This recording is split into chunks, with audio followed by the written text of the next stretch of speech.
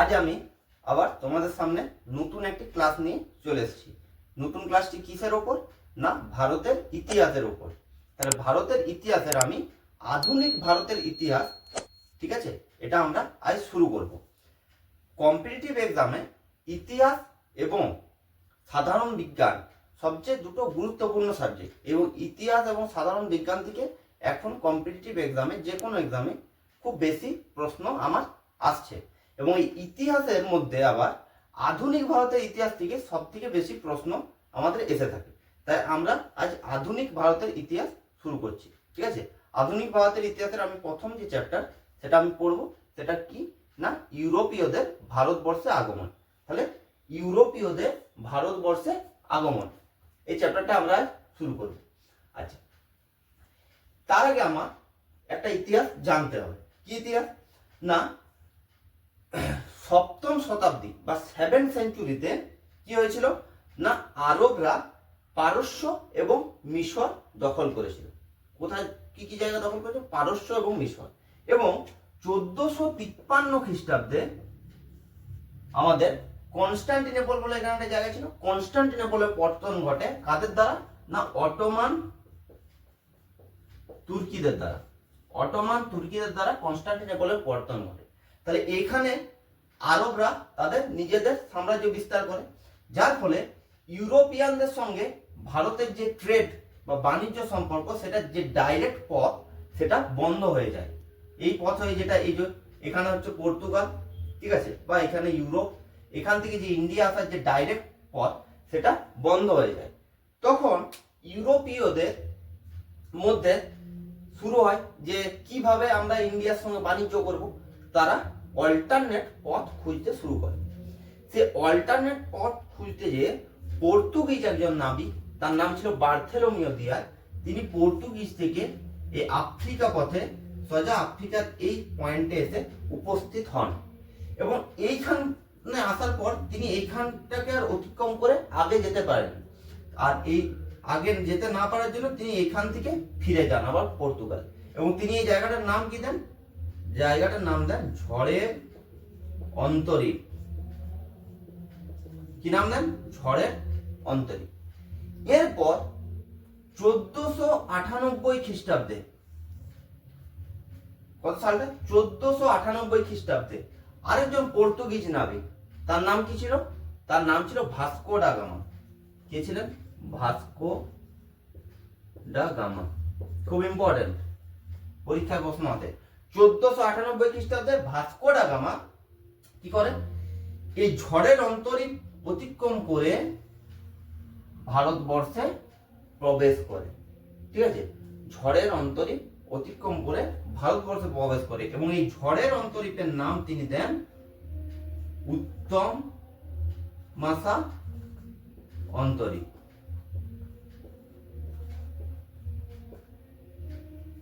ঠিক আছে, উত্তম মাসা অন্তরীপ। ঠিক আছে, তাহলে ভাস্কো ডা গামা 1498 খ্রিস্টাব্দে ভারতবর্ষে প্রবেশ করেন, এবং ভাস্কো ডা গামা যখন এই উত্তম মাসা অন্তরীপ পেরিয়ে যান, তখন এইখানে একজন গুজরাট নাবিকের সঙ্গে দেখা হয়। কি নাম ছিল? গুজরাট নাবিক। গুজরাট নাবিক, তার নাম ছিল আব্দুল মাজিদ। কি নাম ছিল? আব্দুল মাজিদ। তাহলে এই আব্দুল মাজিদকে সঙ্গে নিয়ে ভাস্কো ডা গামা ভারতবর্ষের কালিকট বন্দরে হাজির হন বা উপস্থিত হন। কে নিয়ে গেছিল? এই আব্দুল মাজিদ। নামটা মনে রাখবে, এটা পরীক্ষায় কিন্তু আসে। তাহলে আব্দুল মাজিদের হাত ধরে ভাস্কো ডা গামা ভারতবর্ষে আমাদের কালিকট বন্দরে প্রবেশ করেন। সেই সময় সেই কোজিকোড বা কালিকটের শাসক কে ছিলেন? নাম ছিল জামুরিন। জামুরিন। ঠিক আছে, এই কোশ্চেনগুলো কিন্তু আসে যে ভাস্কো ডা গামা যখন কালিকটে পৌঁছায় সেখানে শাসক কে ছিলেন? শাসক ছিলেন জামুরিন। গুজরাট নাবিক আব্দুল মাজিদের হাত ধরে ভাস্কো ডা গামা ভারতবর্ষে প্রবেশ করেন। ঠিক আছে, কোথায়? না, কালিকট বন্দরে। কত সালে? 1498 সালে।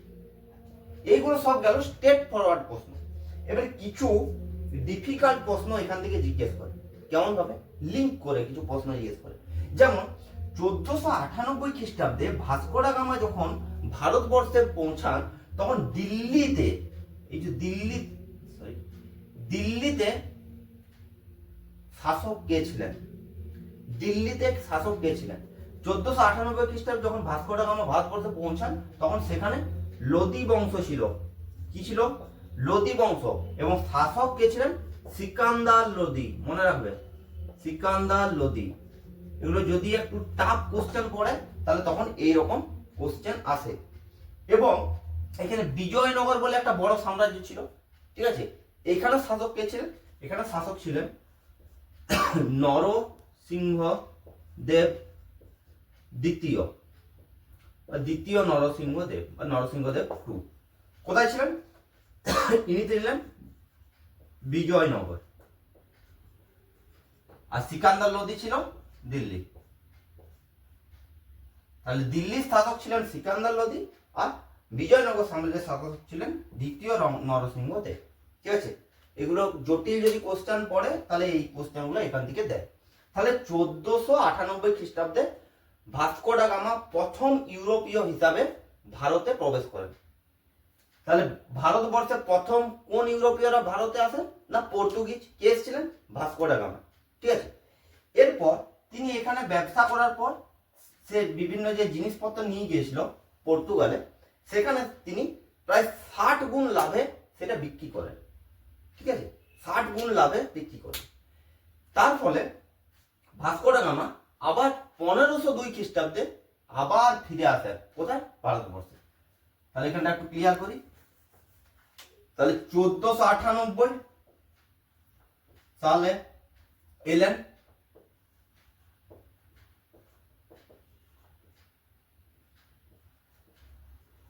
কোথায় এসেছিলেন?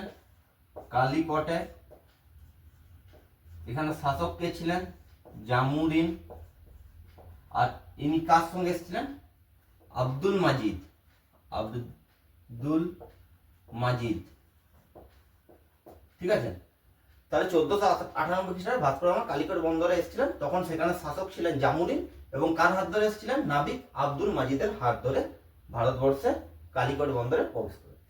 এরপর আবার 1502 খ্রিস্টাব্দ, কত? 1502 খ্রিস্টাব্দে ভাস্কো ডা গামা আবার ভারতবর্ষে আসেন এবং 1503 খ্রিস্টাব্দে ভাস্কো ডা গামা কোচিনে, ঠিক আছে, কোথায়? কোচিনে তাদের প্রথম ফ্যাক্টরি,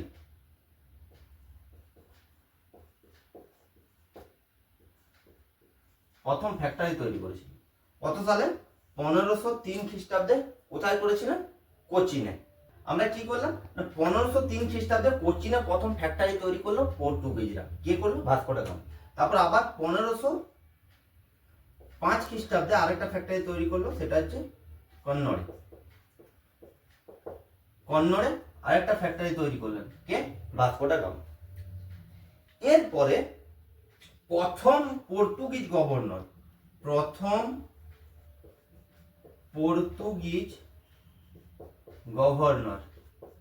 ভারতবর্ষের প্রথম পর্তুগিজ গভর্নর, কি নাম তার? Francisco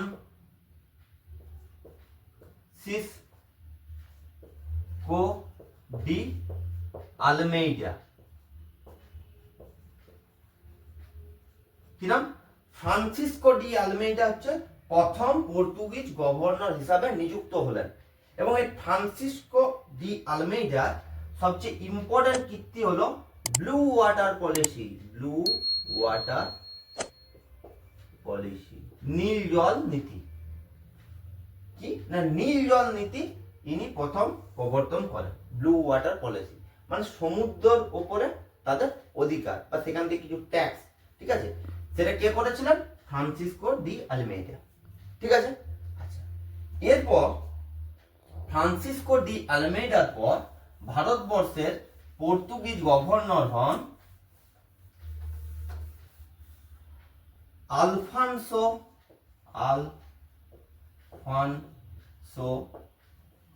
D Albuquerque.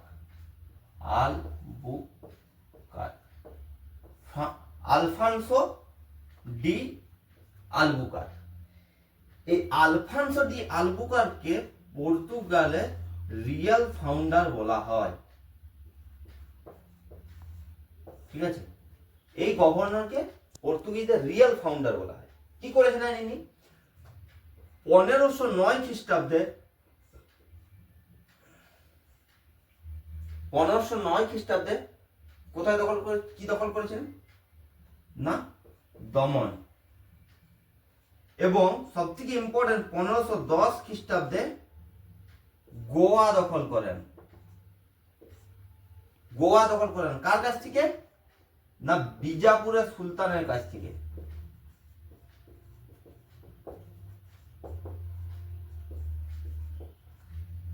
ঠিক আছে, তাহলে 1510 খ্রিস্টাব্দে বিজাপুরের সুলতানের কাছ থেকে গোয়া দখল করেছিল কে? না আলফানসো ডি আলবুকার। আর এর কি ইম্পর্টেন্ট কীর্তি আছে না, এর সময় থেকে বাংলার হুগলি আর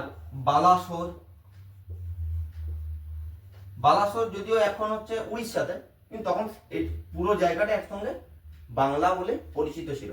এই বাংলার হুগলি ও বালাসোরে এদের পর্তুগিজদের বাণিজ্য কুঠি স্থাপিত হয়। ঠিক আছে, তাহলে এখানে তারা বাণিজ্য শুরু করে কোথায়? হুগলি ও বালাসোর। লাস্ট একজন ইম্পর্টেন্ট গভর্নর আছে, তার নাম হচ্ছে নিনো ডি কুনহো। নিনো দা কুনহো। ঠিক আছে, এই নিনো দা কুনহো, ঠিক আছে, এ কি করেছিল না, এই যে গোয়া ক্যাপচার করেছিলেন কে? Alfonso D আলবুকার। ঠিক আছে, এই গোয়া যে ক্যাপচার করেছিলেন তার আগে পর্যন্ত, নিনো ডি কুনহোর আগে পর্যন্ত কোচিন ছিল পর্তুগিজের রাজধানী। এই নিনো ডি কুনহো 1530 খ্রিস্টাব্দে কোচিন থেকে গোয়াতে তাদের রাজধানী স্থানান্তরিত করে। তাহলে নিনো ডি কুনহো কোচিন থেকে গোয়াতে তাদের পর্তুগিজের রাজধানীকে স্থানান্তরিত করে। ঠিক আছে, বোঝা গেছে? আচ্ছা, এরপর বোর্ডটা আমি একটু ক্লিয়ার করি।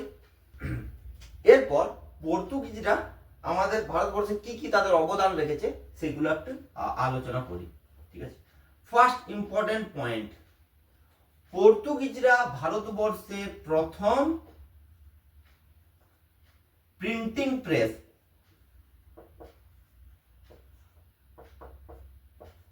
বা ছাপাখানা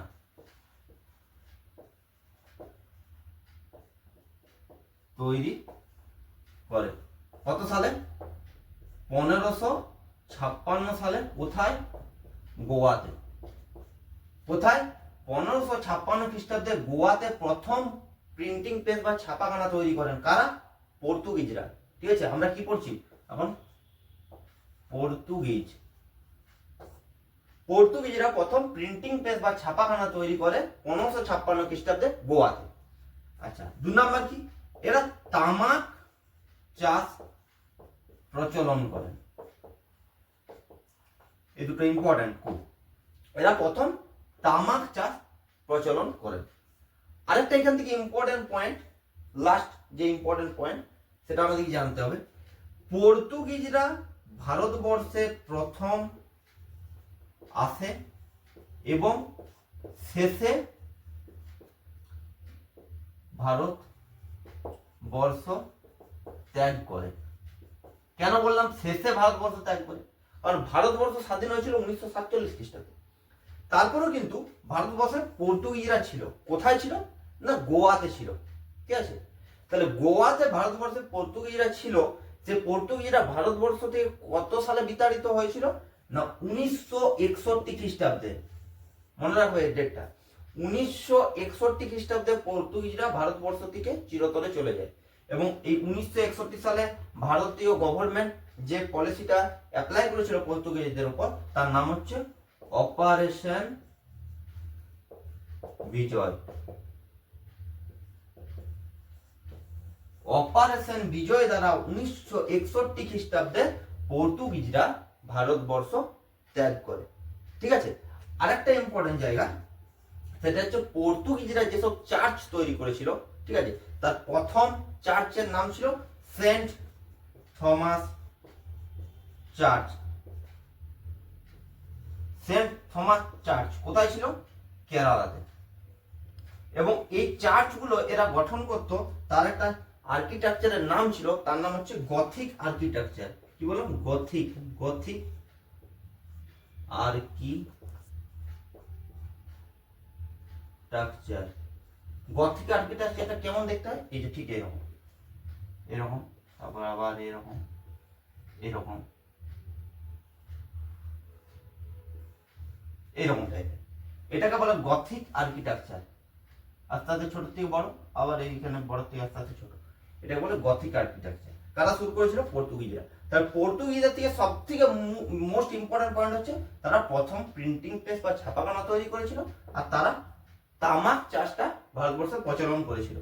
আর তারা ভারতবর্ষে প্রথম ইউরোপীয় হিসাবে ভারতবর্ষে আসে এবং ইউরোপীয় হিসাবে শেষে ভারতবর্ষ ত্যাগ করে। কত সালে? 1961 সালে অপারেশন বিজয় দ্বারা। ঠিক আছে। তাহলে আজকে আমরা ইউরোপীয়দের আগমন থেকে পর্তুগিজ পড়লাম। ঠিক আছে। এর পরের দিন আমি বাকি ইউরোপীয়দের সম্পর্কে আমরা আরো আলোচনা করব। তাহলে আজকের ক্লাস এই পর্যন্তই। কারোর কোনো প্রবলেম বা অসুবিধা থাকলে, বোঝার কোনো প্রবলেম হলে, কোনো প্রশ্ন থাকলে কমেন্টে জানাও। ঠিক আছে, আমি তার উত্তর দেওয়ার চেষ্টা করব।